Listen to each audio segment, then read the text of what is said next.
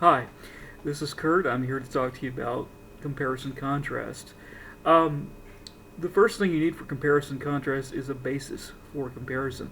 Namely, are you talking about what's the baseline that you're talking about? Are you talking about human beings, animals, workers? Uh, what is it? Music, dancing, so forth. The primary idea that I want to get across about comparison contrast is the fact that you're making a comparison is not in and of itself adequate. That comparison needs to convey a theory. It needs to support a theory that you state. In other words, comparison contrast is a means of argument. Okay, it's not an end in and of itself.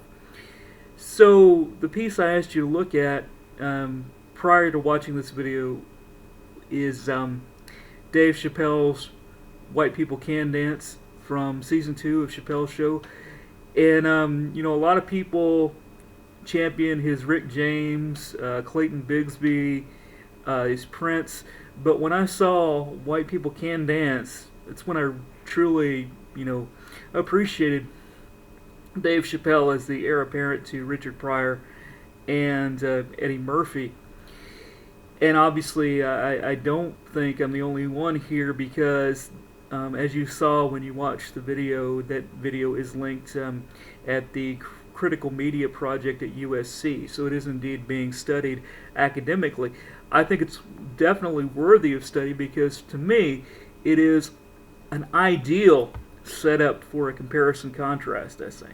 Okay, because what he does is he gives you his thesis up front, which is white people can dance, you just have to play what they like. His first point of argument is that white people prefer electric guitar, that's what white people like. And so then of course he goes into the boardroom. John Mayer, who represents the authority, starts playing the electric guitar. People get up and forget what they're doing, get up and dance, and so forth.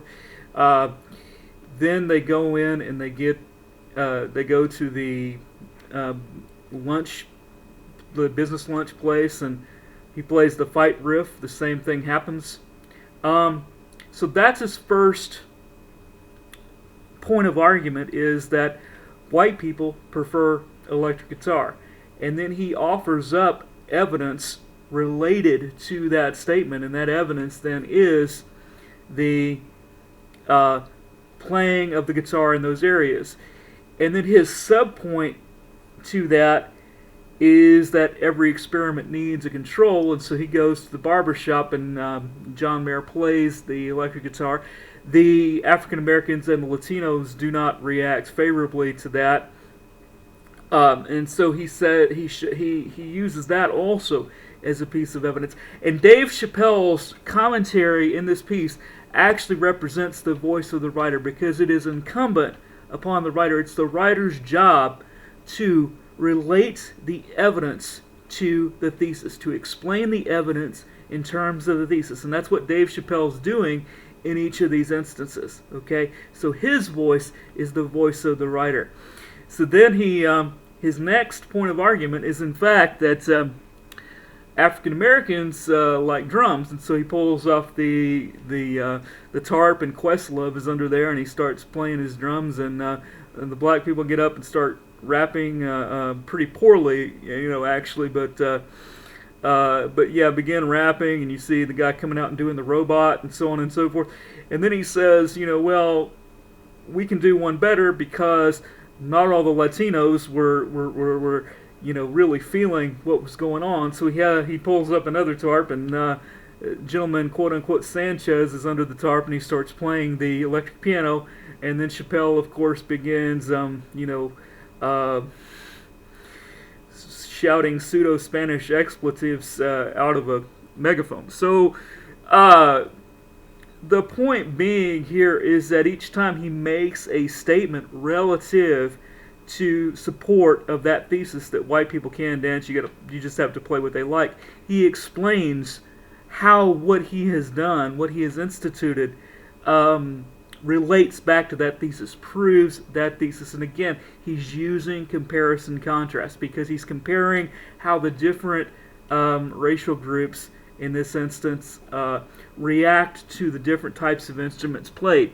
Now, he actually gets even more complex than that because his final point, and this is perhaps the deepest point, is that he says that in fact that these preferences are not contingent upon, dependent upon biology, that they are cultural. Because at the end, of course, the cops come up and tell him he needs a permit to play there, and he says, "John, do something." And John starts playing "Every Rose Has Its Thorn," the infamous ballad by Poison. So, and the African American police officer starts dancing just as much as the white police officer. And Chappelle says, "My man, how do you know this?" He says, "Well, I come from the suburbs. I can't help it." So, in other words, the African American police officer is just as culturally Caucasian as the white police officer. In fact, the whole idea of culturally Caucasian, culturally black, culturally Latino, those are cultural constructions. Who's to say what's black, what's not, and so on and so forth.